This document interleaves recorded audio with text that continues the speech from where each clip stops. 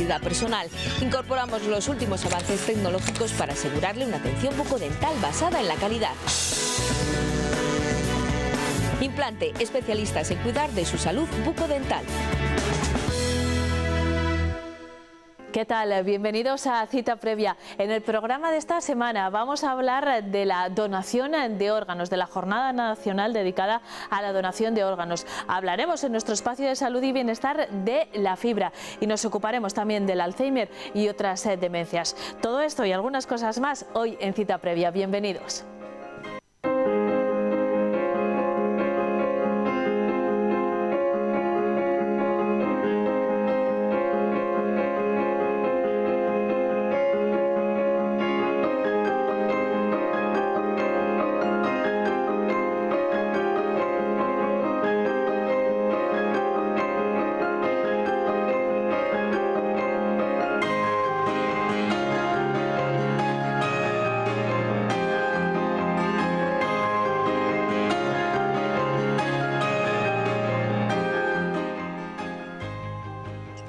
El próximo día 7 de junio se celebra el Día Nacional del Donante, una fecha que nos sirve para hablar de la donación de órganos y para realizar diferentes actividades también que visibilizan el trabajo de muchas asociaciones que trabajan en este campo de la donación de órganos o de patologías relacionadas con ello, y ese día, el 7 de junio, es la fecha escogida para reflexionar sobre todos esos temas. Nosotros nos adelantamos un poco a esa fecha y vamos a hablar de trasplante de órganos con dos representantes de Alcer, la Asociación para la Lucha contra las Enfermedades Renales, que me acompañan hoy aquí en el plató de Cita Previa. Están conmigo y con todos ustedes la presidenta de la asociación, Alfonsa Ayera. ¿Qué tal? Bienvenida. Muy bien, muchas gracias. Y también está aquí con nosotros la trabajadora social de esta asociación, de Alcer Burgos, Ana María Fernández. Bienvenida, Ana. Muchas gracias. El 7 de junio es una fecha importante para vosotros como Alcer, pero también para otras muchas asociaciones relacionadas con el tema de los trasplantes. Alfonsa, ¿cómo se celebra ese día y qué se celebra ese día? Bueno, pues tenemos muchísimo empeño en salir a la calle, ponemos 3 mesas, nos acercamos a la gente, les explicamos por qué pedimos donación de órganos. Y bueno, pues como nuestra asociación, los enfermos renales y la familia, diríamos que estamos un poco más frescos que en otras enfermedades, porque el que está esperando un corazón no puede dedicar un día a esta actividad y el que está esperando un hígado tampoco. Entonces nosotros desde hace 38 años somos pioneros en salir a la calle, hablar a la gente y explicarles lo que es una donación de órganos, del cual pues voluntaria e involuntariamente se benefician los enfermos renales. Entonces, bueno, pues tenemos muchos enfermos renales, en total son 411 a 31 de diciembre. En la provincia de Burgos. En Burgos y provincia. La cantidad ya sabes que puede oscilar porque hay gente que fallece y hay gente nueva que entra al programa de sustitución del trabajo de los órganos. Porque claro, cuando nuestros órganos no nos trabajan, pues tenemos que utilizar la diálisis. Y la diálisis, pues la gente va llegando a goteo. Por eso te digo que el 411 es un poco una figura. Alfonsa, enseguida vamos a hablar de la asociación y del trabajo que desarrolláis, pero vamos a contarles a nuestros oyentes los actos que habéis preparado para esa jornada, para el Día Nacional del Donante, que es el 7 de junio y que además de las mesas informativas que nos contaba la presidenta de Alcer, hay una serie de actividades siempre destinadas también a sensibilizar en el tema de la donación de órganos, Ana, que habéis organizado. ¿Cuáles son? Mira, hemos organizado una serie de actividades en colaboración con el gimnasio Discóbolo. Son unas masterclass solidarias en el que el dinero recaudado va a ir destinado para nuestra asociación y seguir manteniendo un poquito lo que son todos nuestros programas. Va a ser una masterclass que va a ser una masterclass de bachata en parejas y 2 masterclass de ciclo indoor. Entonces ese mismo día por la tarde va a dar comienzo a las 6:30 la clase de bachata y luego va a haber una sesión de ciclo indoor a las 7:30 y otra sesión a las 8:30. ¿Qué queremos hacer? Sensibilizar también e intentar hacer donantes de órganos. Entonces ahí va a estar la información de nuestra asociación, la posibilidad de hacerse el carnet de donante de órganos y aparte colaborar un poco y dar visibilidad tanto a la enfermedad como a la necesidad de trasplantes.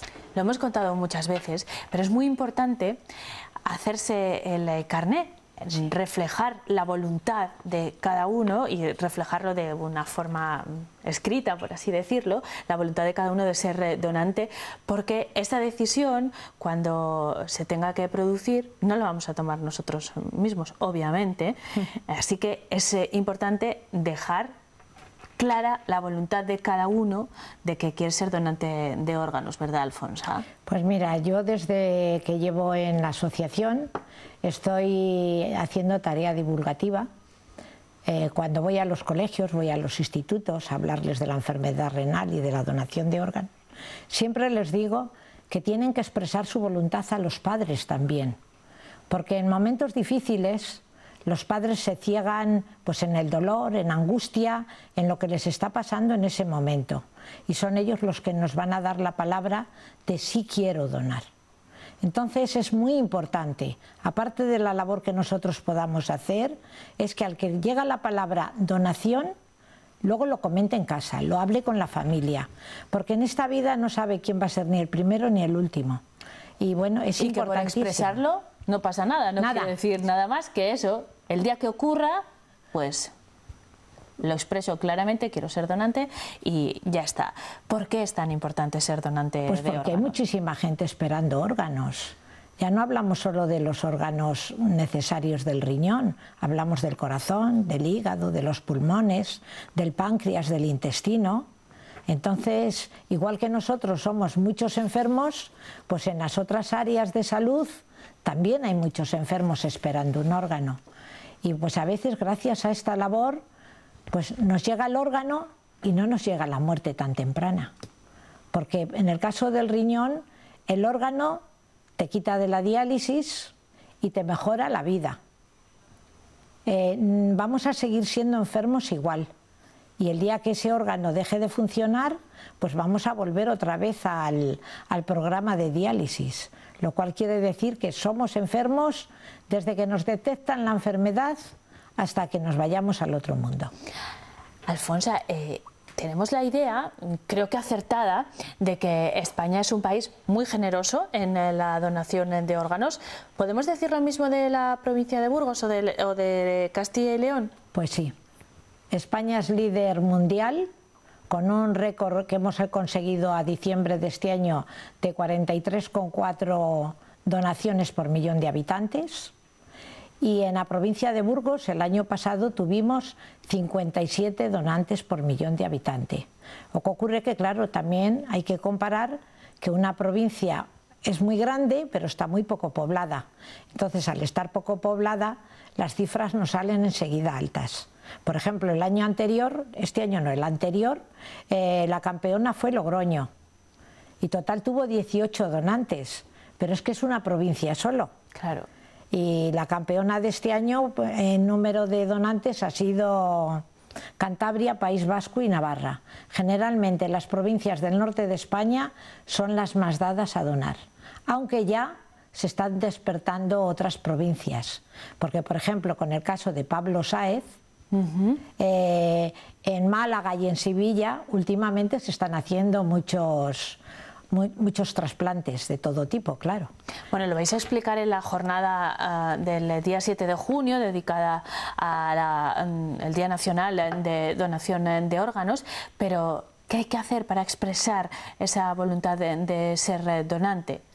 Pues no asustarse, lo primero, hacerse el carné y estarse siempre disponible a que si un día ocurre algo, su familia pueda decir sí, porque mi hijo o mi hija o mi esposa o mi esposo quisieron en su momento donar los órganos. pues algunas de las actividades en las que se dedica Alcer están relacionadas, como ven, con la donación de órganos. Es uno de los temas importantes que trabajan en esta asociación dedicada a la lucha contra las enfermedades renales. Pero hacéis muchas cosas, Ana, y tenéis muchas necesidades en vuestra asociación. ¿Cuáles son las más importantes?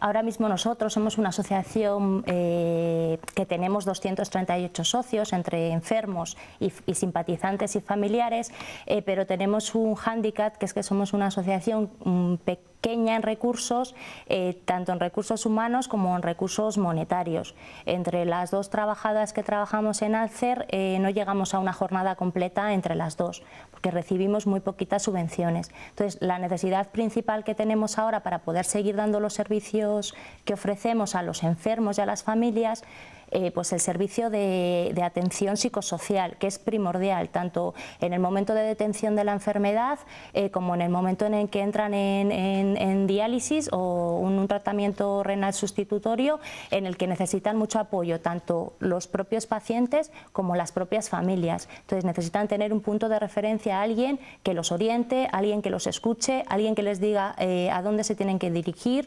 que les dé ese apoyo psicosocial. Desde el Departamento de Trabajo Social eso es lo que intentamos, acercarnos nosotros a ellos, porque muchas veces ellos no se acercan a nosotros. Entonces acudimos a los centros de diálisis, acudimos al hospital, intentamos dar visibilidad, acudimos a la provincia, tanto a Aranda como a Miranda, también para atender a todos los socios que tenemos en provincia, porque Burgos es grande, nuestra provincia, y hay muchos enfermos que están en el medio rural. Entonces, para nosotros seguir llegando a ellos necesitamos ayudas para poder seguir pudiéndonos desplazar. Una forma que tienen nuestros espectadores de colaborar con eso es participando en las masterclass que habéis organizado con motivo del Día Nacional del Donante de Órganos, que ya han escuchado, se van a celebrar alrededor de esa fecha, del 7 de junio, ese mismo día por la tarde, en el gimnasio Discóbolo. Van a encontrar toda esta información en la web, ¿verdad?, de Alcer, y bueno, y cuando se acerque la fecha pues también irán viendo carteles y bueno, trípticos como este con toda la información. Alfonsa, Ana, muchísimas gracias por habernos acompañado, que tengáis un gran día del donante, que muchas personas se hagan ese carnet del donante y sobre todo que os escuchen y os hagáis más visibles aún si cabe. Gracias por habernos acompañado. Muchas gracias. Gracias a vosotros. Nosotros en Cita Previa vamos a hablar en los próximos minutos de vacunas, concretamente de la vacuna del meningococo, porque el Servicio de Pediatría del Hospital Universitario de Burgos ha participado en la evaluación de una nueva vacuna contra 4 tipos de meningococo. Esto va a permitir, los resultados de este estudio permiten aumentar la protección de los niños sin efectos secundarios importantes. Se lo contamos a continuación. El meningococo es una bacteria responsable de patologías graves, sobre todo en los más pequeños. Es una bacteria que produce básicamente dos problemas de salud importantes, aunque puede producir más. Meningitis, que es una infección de las meninges, son las cubiertas que tiene el sistema nervioso central, una inflamación de esas cubiertas. Y también puede producir un cuadro de infección generalizada que los médicos llamamos septicemia o sepsis. Eso es mucho más grave todavía que la meningitis a veces. Pero bueno, también puede producir artritis o uretritis, en fin, tiene posibilidades de producir distinto tipo de infecciones. Pero las más importantes y por las que se vacuna son porque produce meningitis y septicemia. Una bacteria que afecta mayormente a adolescentes y a niños pequeños. El rango de edad es muy amplio, puede afectar a cualquier persona, pero sobre todo afecta a población joven. Y el rango de edad más frecuente es en los niños menores de 1 año. Y luego hay otro pico de infección, bueno, los niños entre 1 y 4 años, pero sobre todo también los adolescentes. Entonces esos dos grupos son los que acumulan casi todos los casos, aunque también hay casos también incluidos adultos, adultos jóvenes, igual pues personas de 30 o 40 años también se puede dar casos. A pesar de los avances en el tratamiento y en el diagnóstico, la enfermedad a veces se comporta de forma fulminante y la mortalidad que tiene pues llega a ser a veces cercana entre el 10 y el 20% de los pacientes en nuestro medio. Es un medio de sanidad en los países avanzados, con sistemas sanitarios avanzados. En sitios más con sanidad de peor calidad, digamos, la mortalidad es todavía mayor. En nuestro país existe ya una vacuna que combate el serotipo más conocido, pero esta propuesta va más allá. El meningococo, la bacteria, tiene distintos tipos que dependen un poquito de las azúcares, de las moléculas de azúcar, de polisacáridos, de azúcares que tienen en la cubierta. Y eso hace que se definan varios serotipos. En concreto, en el meningococo hay hasta 13 serotipos descritos, pero los que más predominan en nuestro país son el B y el C. La primera vacuna que se hizo monovalente así fue frente al C, y esa ya se lleva vacunando en España pues desde hace ya probablemente más de 10 años. Llevamos vacunando frente al C. Esta vacuna que nosotros hemos estudiado incluye ese C y otros 3 serotipos, el A, el C, el W y el I. ¿De acuerdo? Entonces es una vacuna que incluye 4 tipos de meningococo en su composición. Esa es la principal diferencia. Otra de las ventajas derivadas es que los efectos secundarios son mínimos. Es una posibilidad de poder incrementar desde mi punto de vista la protección sin aumentar el número de pinchazos y sin aumentar el número de efectos secundarios. Esa es una posibilidad. Sí que es verdad que los serotipos a los que cubre no son frecuentes en nuestro país, pero bueno, digamos que existe esa posibilidad de poder ofertar esa cobertura en ese sentido. Especialmente la vacuna está en pacientes que tengan el sistema de sus defensas un poquito deprimidas, ¿vale? Por ejemplo, pues pacientes con inmunodeficiencias o con problemas en el bazo o alguna cosa pueden requerir una vacuna como esta, sería interesante. El equipo de pediatría del UBU, junto a otras áreas de investigación del hospital, han invertido 5 años de trabajo conjunto con otros centros españoles y europeos. Se hace lo que se llama un ensayo clínico en población. Generalmente se hace primero en adultos sanos y luego se va descendiendo digamos la edad hasta llegar a los niños.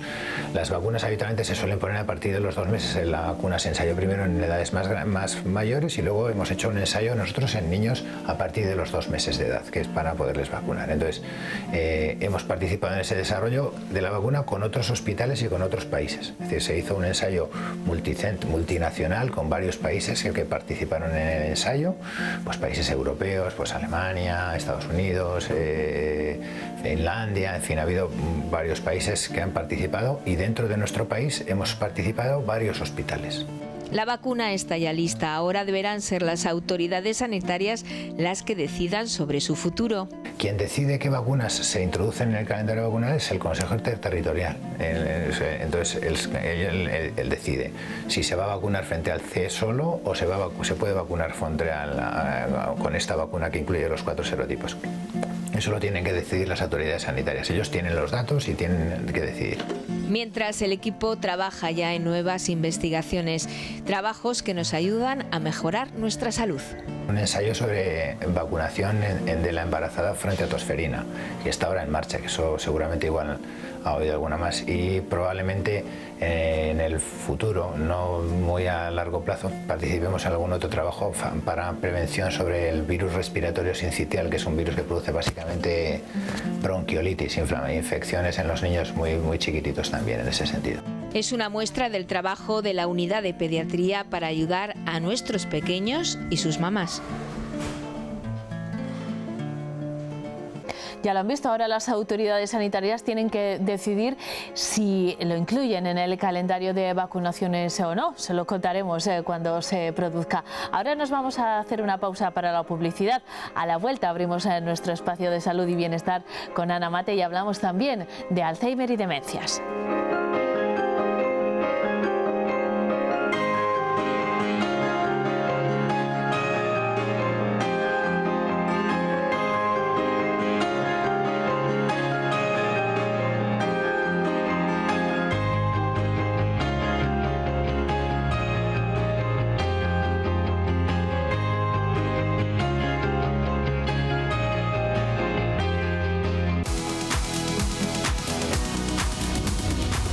Cumplimos 8 años. Somos parte de ti. Seguramente viendo esto no te imaginas lo que podemos hacer. Porque la cocina de tus sueños solo la conoces tú. Y el baño ideal está en tu cabeza. Nadie hace las reformas como tú quieres, pero eso es porque aún no nos conoces.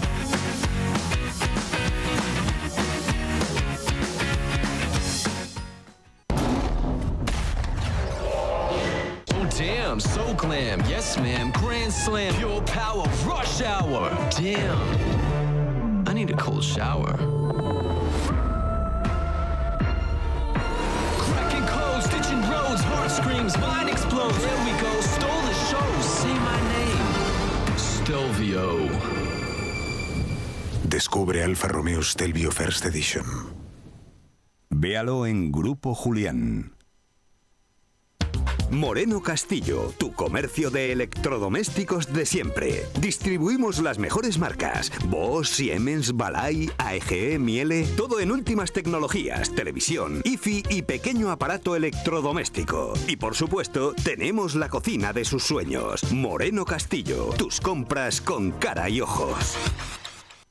En Lexus hemos recorrido un largo camino. Hemos inventado la tecnología híbrida y alcanzado la máxima eficiencia en cada detalle. Siempre vamos un paso por delante.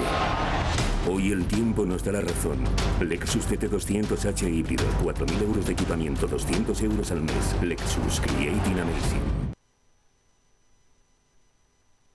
Muy top. Muy top. ¡Prepárate! Los 15 días muy top de Muebles en Rey ya están aquí. Arrasamos los precios de lo más vendido en sofás, sillones, sofás cama, cheslons, colchones, canapés y camas articuladas. Muy top en Rey. Solo 15 días y solo en Muebles en Rey. Muy top. Talleres y Grúas Europa, ahora también taller mecánico. Estamos en Villalonquéjar, a 300 metros de la ITV, en calle Condado de Treviño 13. Y como siempre, Talleres y Grúas Europa, servicio de grúa permanente. Tu taller mecánico en Villalonquéjar se llama Talleres y Grúas Europa, a tan solo 300 metros de la ITV, en calle Condado de Treviño 13. 19 Jardín, tu sala de ocio para alquilar y el lugar perfecto para cualquier evento. 19 Jardín, para ver tus partidos de fútbol con los amigos, para hacer talleres, cursos, reuniones de vecinos, charlas, cumpleaños, reuniones familiares. 19 Jardín, con salida al Gran Parque Buenavista para ver jugar a los más peques. Infórmate en 19jardin.com. Domo, un espacio donde imaginar y crear tu cocina y baño, para hacerlos prácticos y bellos y sobre todo muy tuyos. Somos Domo, diseño y calidad para todo el mundo. Domo, cocinas y baños en calle Santa Clara 21. Sergio, Rafa, que al final no puedo quedar hoy, que tengo un montón de gente aquí en casa. Un lío que no veas. No te preocupes, yo tampoco puedo porque me he dejado la llave dentro y estoy esperando al cerrajero. Un lío también. Pero que no estoy viendo Twin Peaks en Movistar Plus, ¿eh? Ya, yo tampoco, ¿eh? Disfruta en Movistar Plus de la vuelta de Twin Peaks 25 años después. Esto no es una serie, es la serie. Movistar. Y si te cambias ahora tienes un 20% de descuento durante 6 meses. ¿Sabes lo que más me apetece en este momento? ¿Algo sabroso y suculento? ¡Sí! ¿De chuparse los dedos? Sí, por favor. ¿Algo calentito? Que sea fresquito. Pues no se hable más. ¡A la favorita! Si lo que buscas es algo realmente bueno, visítanos. Taberna Urbana La Favorita. Tu favorita. Poner un cortacésped habría sido una buena idea, probablemente. Pero en el nuevo Dacia Sandero hemos preferido darte un año de seguro gratuito, que eso sí que es útil. Y ahora llévate el nuevo Dacia Sandero desde 6.700 euros con seguro gratuito, así de sencillo. CaixaBank presenta Family Ilusiones. Ahora puedes disponer de un préstamo inmediato para ese coche, ese smartphone, esa tele o ese viaje. Empieza a cumplir ilusiones de tamaño familiar. CaixaBank. Estilistas LB, una marca que nos distingue por los detalles. En un ambiente tranquilo y relajado, nuestro experto equipo proporciona a tu cabello todo el cuidado que necesita. Porque tú solo buscas lo mejor, Estilistas LB, en Federico Martínez Barea 5. ¿Te gusta el deporte? Dale un grado más de emoción apostando en Salón de Juego Casino 4, en Gamonal y ahora también en el centro. Tus apuestas en vivo para todos los deportes. Ruleta, máquinas de juego y bingo y cobrando tus premios en efectivo y en el momento. Casino 4, en Avenida de la Constitución 21 y ahora también en Julio Sáez de la Hoya 4.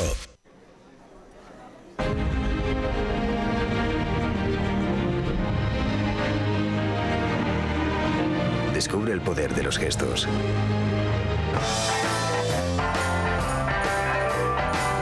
Nuevo Golf con control gestual. Hacemos realidad el futuro. Volkswagen.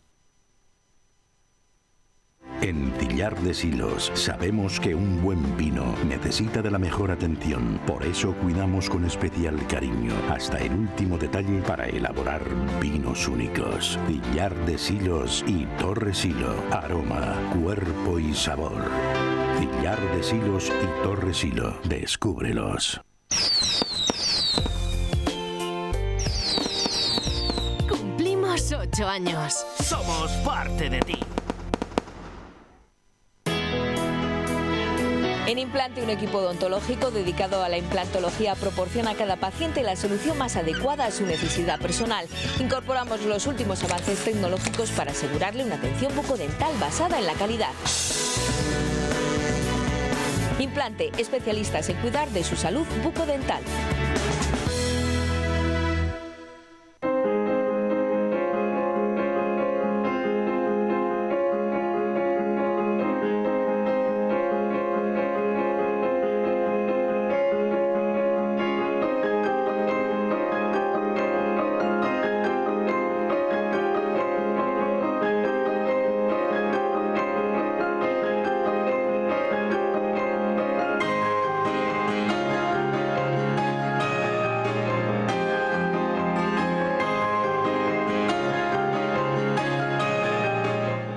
Ya estamos de vuelta en Cita Previa y dispuestos a abrir nuestro espacio dedicado a la salud y el bienestar, en el que cada semana nos acompaña Ana Maté, nutricionista. ¿Qué tal, Ana? ¿Cómo estás? Bienvenida. Hola. Buenas noches, Eneca. Vamos a hablar hoy de un tema que yo creo que... Iba a decir que es redundante, no quiero decir que es redundante, es recurrente, hablamos de él en numerosas ocasiones porque es muy importante. Me refiero a la fibra en los alimentos, un componente esencial en la alimentación que vamos a ir desgranando en los próximos minutos. Ana, cuando hablamos de fibra alimentaria, ¿a qué nos referimos? ¿Qué es? Pues es la parte comestible de las plantas, pero que realmente lo que hace es resistir la digestión y absorción en el intestino delgado de lo que somos los humanos, ¿vale? Pero luego va a sufrir una fermentación que puede ser parcial o total, lo que es en el intestino grueso o al final del intestino grueso. Relacionamos siempre la fibra con algunas funciones específicas del intestino a las que nos vamos a referir, pero ¿cuál es el papel que cumple dentro del organismo? Pues el papel fundamental es de tener un tránsito intestinal regular, evitando el estreñimiento y así evitando lo que es la aparición de las hemorroides, que es algo que padece mucha gente que tiene este trastorno intestinal, que se produce gracias a la absorción de agua que se produce a través de incluir esa fibra en nuestra alimentación. Pero también yo cabría destacar que tiene un poder bastante saciante, porque una vez que lo ingerimos, lo que va a hacer es que si además lo ingerimos con agua, va a aumentar lo que es su tamaño, entonces va a producir una sensación de saciedad que incluso nos va a beneficiar en el caso de que queramos adquirir una pérdida de peso. También, por ejemplo, personas que tienen o que tienden a tener el colesterol alto, el consumo de fibra les va a ayudar a reducir los niveles de colesterol, sobre todo de colesterol malo, porque lo que va a hacer esa fibra es que va a ser capaz de cubrir lo que es las paredes del intestino, impidiendo así la absorción del colesterol procedente de los alimentos que hayamos ingerido. Al igual que también ayuda a reducir la aparición de diabetes, o la gente que tenga diabetes pues ayuda a reducir los niveles de azúcar en sangre, porque lo que hace es ralentizar la absorción de los hidratos de carbono procedentes de los alimentos, disminuyendo así lo que es los niveles de azúcar en sangre.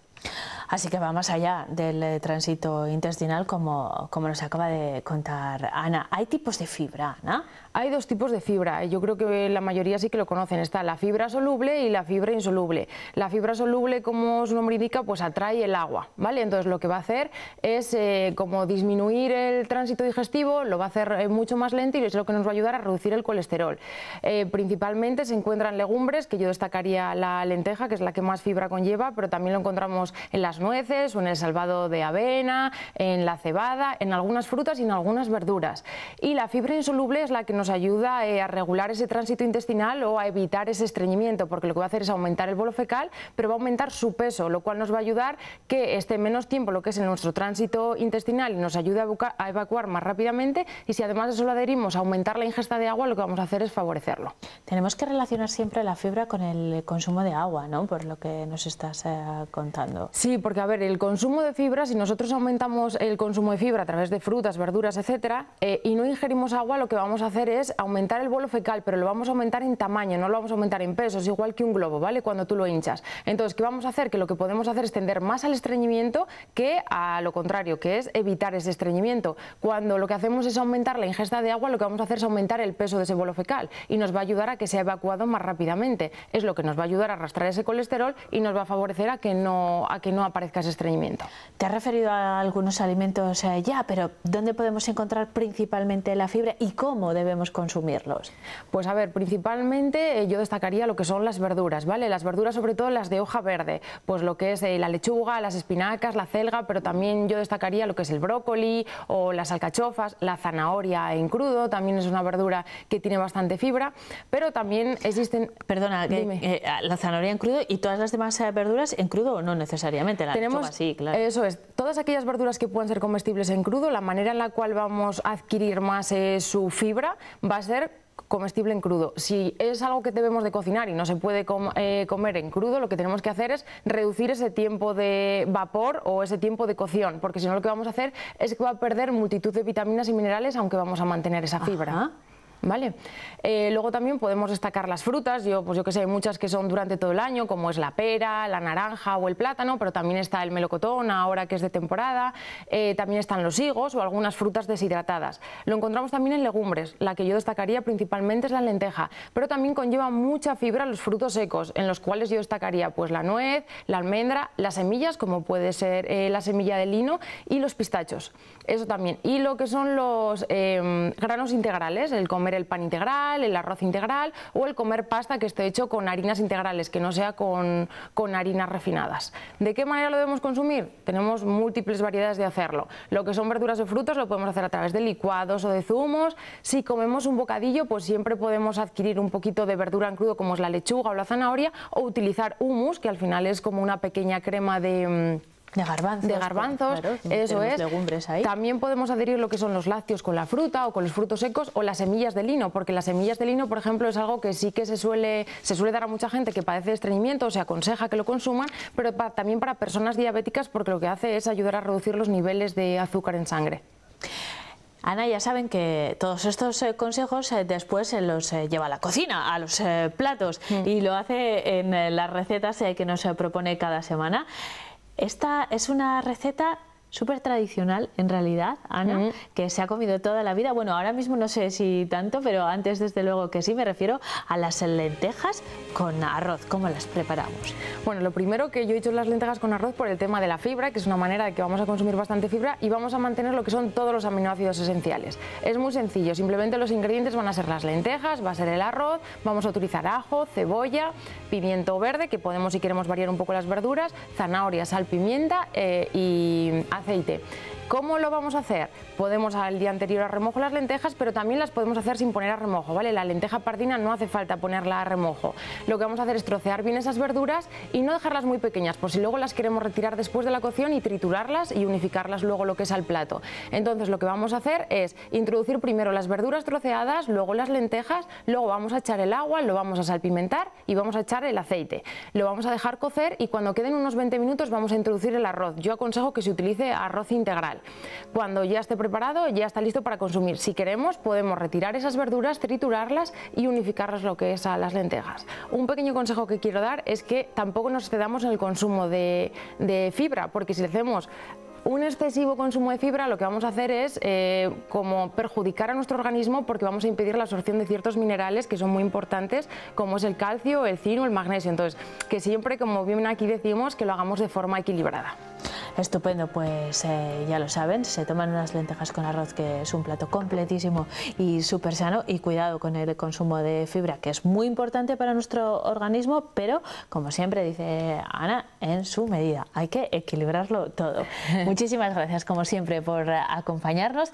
Nosotros seguimos en cita previa, Ana Mateo volverá la próxima semana. Nos vamos ahora a nuestra cita semanal en Implante.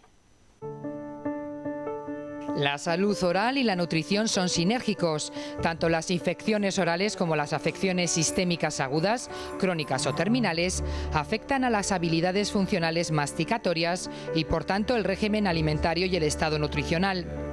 La nutrición y la dieta influyen en la integridad de la cavidad oral y contribuyen a la progresión de las enfermedades orales. En concreto está pues, las enfermedades dentales, las enfermedades periodontales y pues, en el embarazo las enfermedades asociadas con el crecimiento facial o craneofacial del paciente. Es decir, paladares hendidos, labios leporinos. Son alteraciones del crecimiento craneofacial del individuo. Dentro de todo esto, pues cabe destacar las enfermedades de las encías, las enfermedades de la mucosa oral, las alteraciones relacionadas con el cáncer oral. El cáncer oral es el 8º cáncer con mayor prevalencia de todas este tipo de lesiones, por lo tanto es una labor del odontólogo identificar lesiones precancerosas, identificar riesgos precancerosos y derivar al cirujano maxilofacial o al otorrino pues determinados lesiones para que las biopsien y para que decidan proceder con el tratamiento adecuado. Las enfermedades periodontales son la causa más común de inflamación crónica. La comúnmente llamada piorrea pues tiene una serie de alteraciones, tiene una alta importancia dentro de la dieta. La enfermedad periodontal es la inflamación crónica quizás más extendida del paciente adulto. Más extendida en número y que más tiempo perdura en la boca de estos pacientes. Esto tiene innumerables condiciones para el resto del organismo. Lo que hace la enfermedad de las encías es enviar radicales de oxígeno libre al hígado, y este hígado va a metabolizar diferentes nutrientes en por ejemplo, proteína C reactiva o en una serie de fármacos que van a modificar el metabolismo celular, van a modificar la célula y en consecuencia van a modificar los tejidos. Con lo cual pues pueden inducir a mutaciones o pueden inducir a procesos sistémicos importantes. Dentro de las enfermedades de la mucosa oral, el déficit en la nutrición de diferentes minerales o proteínas va a alterar las patologías de la mucosa oral. Dentro de las enfermedades crónicas que producen alteraciones en la mucosa oral, pues está la diabetes mellitus. La diabetes tiene mucho que ver con lo que es la microcirculación o el capilar que llega a nutrir de oxígeno y a nutrir de nutrientes a los tejidos. Este capilar, lo que ocurre es que va a estar con menor permeabilidad, es decir, va a transmitir menos nutrientes al tejido y por lo tanto lo que puede producir es más infecciones del mismo. Por lo tanto, los pacientes diabéticos tienden a tener más infecciones en las mucosas orales o en pieles, como por ejemplo son las infecciones por hongos y alteraciones, por ejemplo, como el síndrome de boca ardiente, es decir, pacientes que sienten la boca que les arde, dado a que van a estar relacionados con que secretan mucha menos saliva y secretan mucho menos lágrima. Por lo tanto, pues pueden tener más inflamaciones o infecciones orales u oftálmicas. Malformaciones craniofaciales congénitas como el labio hendido con o sin implicación del paladar han sido asociadas a carencias nutricionales de vitamina A o de ácido fólico en mujeres embarazadas. La malnutrición, es decir, la carencia de calorías, de proteínas o de micronutrientes, es más común en la población mayor de 75 años. Existen diferentes nutrientes, como por ejemplo es un déficit de vitamina A, que en este caso pues lo que pueden es alterar y mutar a la célula, hacerle mutar. Lo que sí que es cierto es que bueno, pues, el organismo tiene determinadas células que evitan de manera inicial que las células muten y generen un clon. Pero por ejemplo está descrito que el déficit de vitamina A pues puede causar ese tipo de mutaciones. También pues un déficit en vitamina D puede generar más fácilmente osteoporosis, y en relación con la boca pues puede generar mayor pérdida de hueso sobre los dientes y mucha mayor pérdida de hueso sobre los implantes. Por lo tanto, déficit de vitamina D debemos controlarlos cara a poner implantes o cara a estar seguros que la respuesta ósea va a ser la correcta. Los primeros síntomas clínicos de deficiencia de hierro son las modificaciones de la mucosa bucal y esofágica.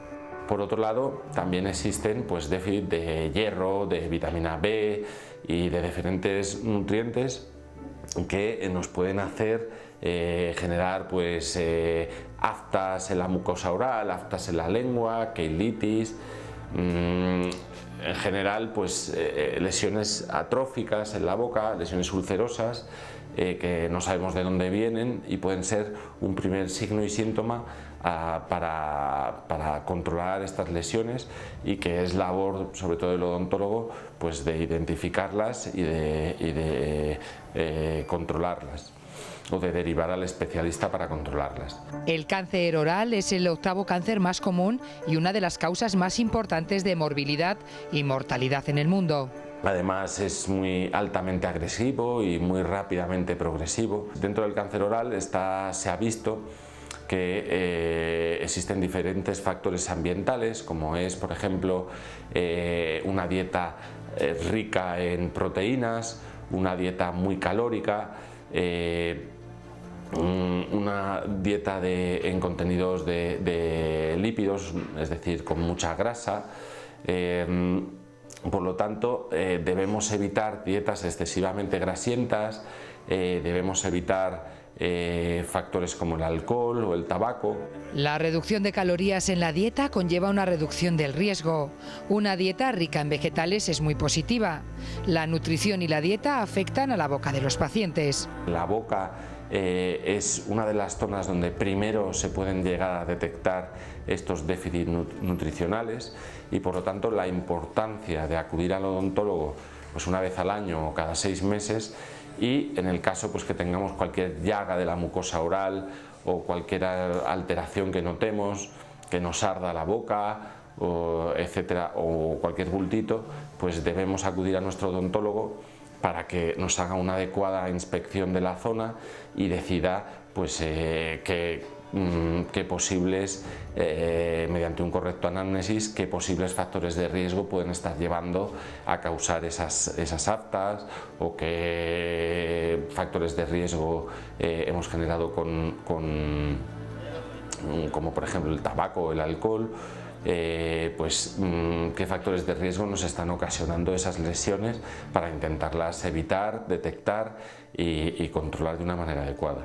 Las buenas prácticas dietéticas y los estados nutritivos equilibrados promueven el crecimiento y desarrollo armónico de los tejidos, actuando a su vez en la prevención de enfermedades.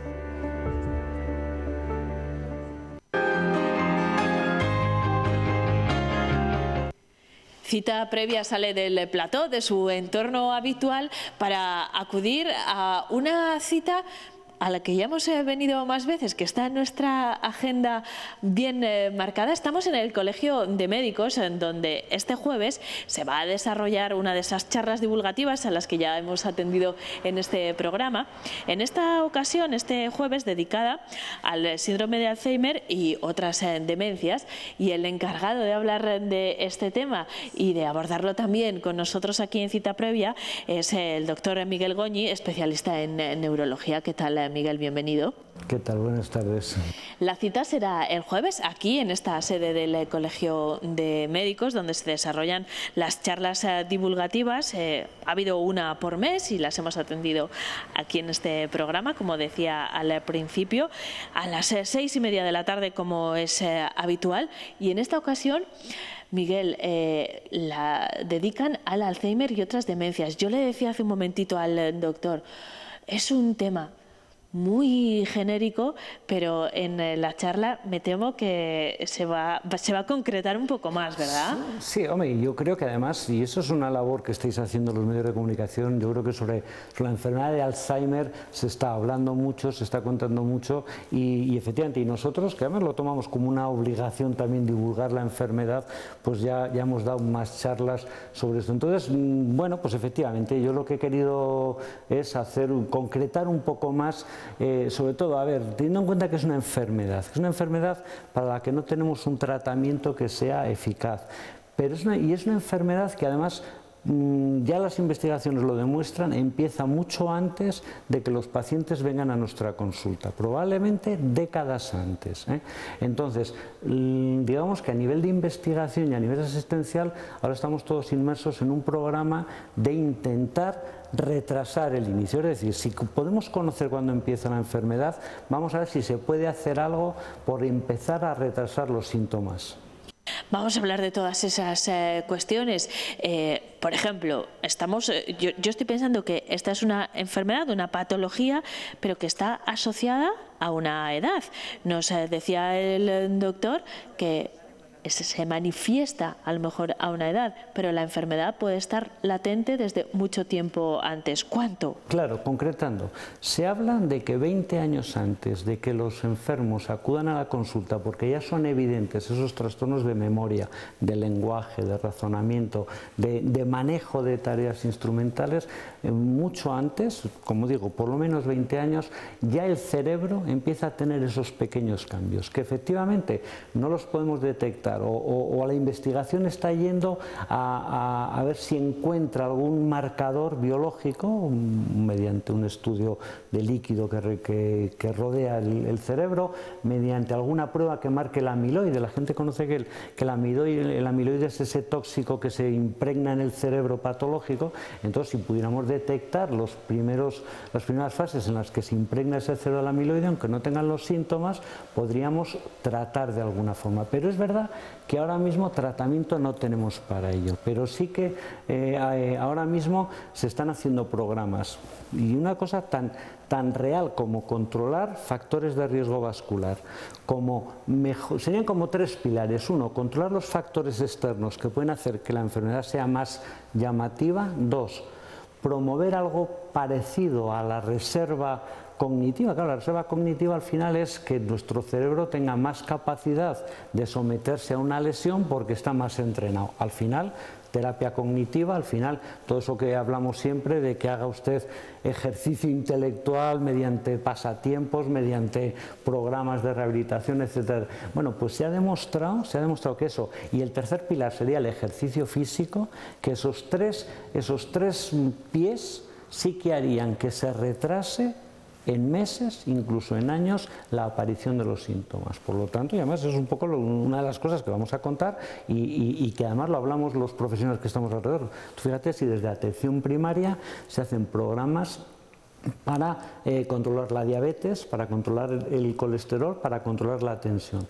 Si además desde los CEAS, desde los centros cívicos se hace ejercicio físico y se hacen programas de terapia cognitiva. Bueno, pues con ese engranaje bien engrasado, nunca mejor dicho, podríamos verdaderamente que los enfermos a la consulta de neurología llegaran más tarde, no por un diagnóstico tardío, sino porque los síntomas son de aparición más tardía que lo que estamos viendo. Para eso juega un papel importante también, Miguel, el diagnóstico precoz.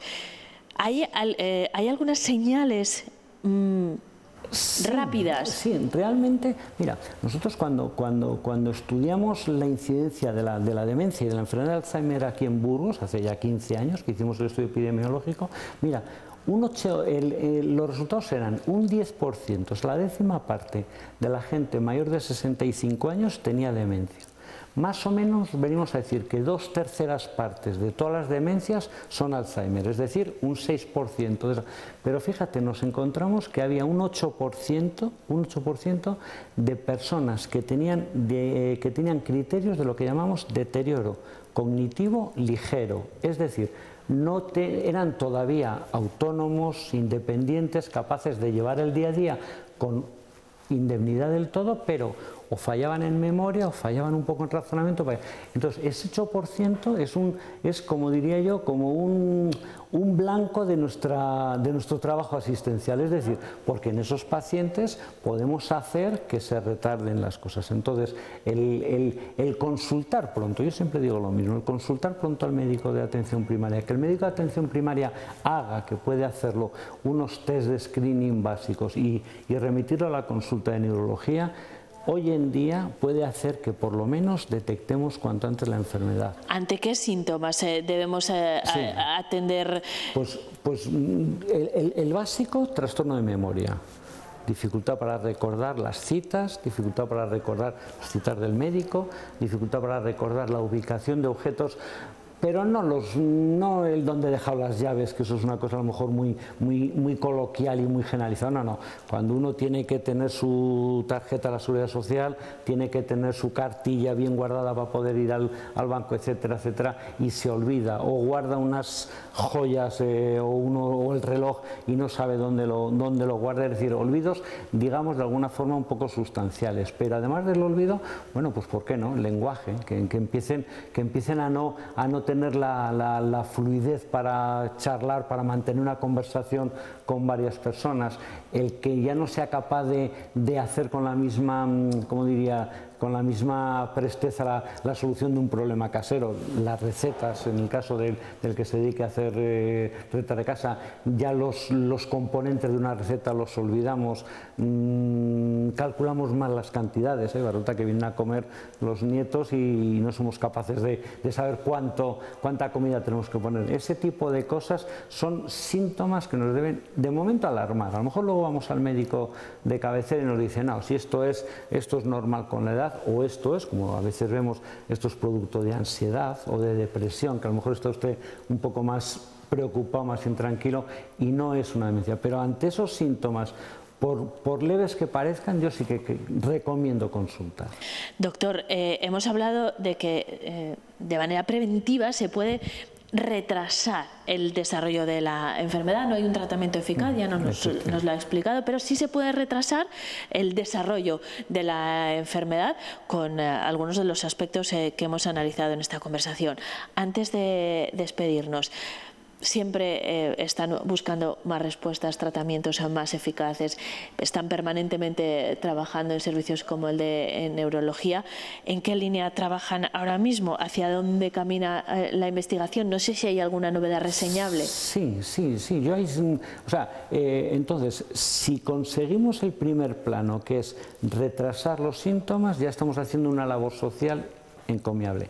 Si conseguimos diagnóstico precoz, es decir, buscar cuál es el marcador que nos hace decir, ojo, que esta persona con este amiloide, ya que he expresado antes ese tema, con este amiloide puede desembocar en poco tiempo en un Alzheimer, ahí estamos ensayando nuevos fármacos que en esa fase es cuando más eficaces estamos viendo que van a poder llegar a ser. Ahora mismo hay 2 o 3 líneas de investigación que en el fondo lo que hacen es intentar o limpiar ese amiloide o evitar que ese amiloide esté desencadenando la muerte neuronal, que al final es lo que pasa en el cerebro, que las neuronas se mueran. Entonces hay preparados que están todavía en fase experimental, pero están ya avanzando y además se han publicado, porque suelen ser titulares muy mediáticos cuando algún grupo descubre alguno, por ejemplo el mundo de los anticuerpos monoclonales contra la amiloide. Este verano salió una noticia en la prensa y nosotros estamos inmersos en un ensayo clínico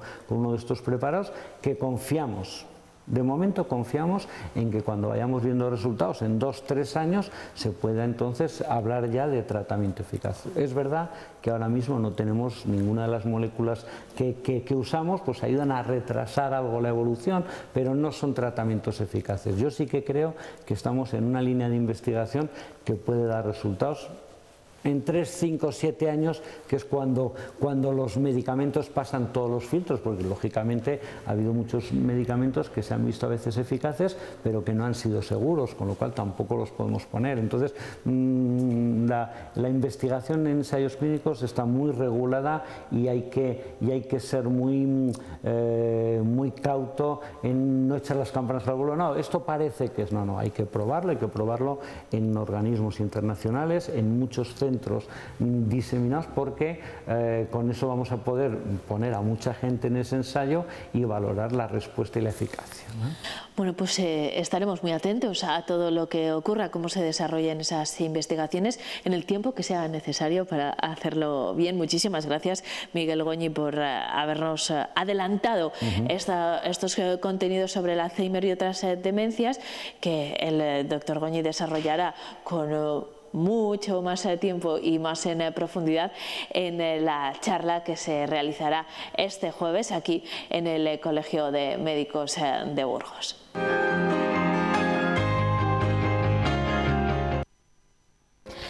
La cita, ya lo han escuchado, es el jueves en el Colegio de Médicos a las 6:30 de la tarde con el doctor Goñi y todos esos temas relacionados con el Alzheimer y otras demencias. Nosotros llegamos al final de nuestro tiempo, pero cita previa volverá la próxima semana con más contenidos relacionados con la medicina, la salud y el bienestar.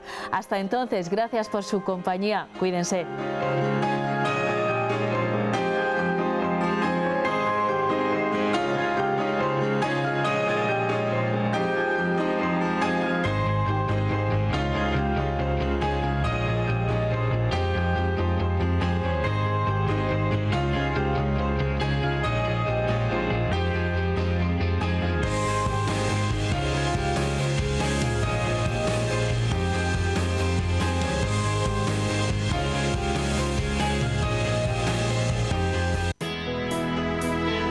En Implante, un equipo odontológico dedicado a la implantología proporciona a cada paciente la solución más adecuada a su necesidad personal.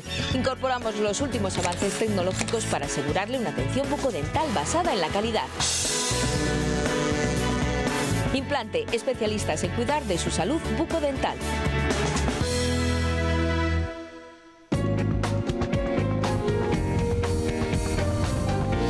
Cumplimos 8 años. Somos parte de ti. Una nueva generación de familias merecía un nuevo Renault Scenic. Nuevo Renault Scenic, la nueva generación. Nueva gama Renault Scenic. Condúcela ahora desde 165 € al mes. ¿Por qué soñarlo si puedes vivirlo? Cambia de coche y haz realidad tus sueños. Ahora en Caja Rural tenemos el préstamo auto que necesitas desde el 4,95% TIN, 5,72% TAE. Infórmate en tu oficina de Caja Rural. Caja Viva Caja Rural. Valores por encima del valor. Reformas comerciales, rehabilitación e interiores de viviendas, mantenimiento de empresas y comunidades. Para todo lo que usted imagine, Construcciones da Silva le ofrece la mejor solución. Consúltenos sin compromiso. Construcciones da Silva en calle Los Colonias 6. Por fin en Burgos, el mayor centro de alquiler y venta de ayudas técnicas. Ortopedia Diorse. Sillas de ruedas, andadores, camas articuladas, grúas, carros elevadores, barandillas, sillas salvaescaleras, scooter. Diorse. Cuidamos de tu familia. En Esteban Sáez Alvarado 34, a 900 metros del hospital. Vivo una vida que tiene muchas vidas. Una vida en la que me alejo de todo y desconecto del mundo. Otra vida llena de retos, de decisiones. Y una vida que solo comparto con la persona que más me conoce. Y lo mejor de todo es que todas esas vidas las vivo cada día. Nuevo SEAT Ateca. Mejor coche del año 2017. SEAT. En Clínica Dental por Domingo sabemos que la salud de tu boca es clave para que te sientas bien. Por eso contamos con un gran equipo para desarrollar todas las especialidades. Nuestro objetivo, ofrecerte el mejor servicio con la mayor calidad para que tú luzcas la mejor sonrisa. Pide cita y consúltanos. Podemos ayudarte. Clínica Clínica Dental por Domingo, calle Vitoria 28. Cumplimos 8 años. Somos parte de ti.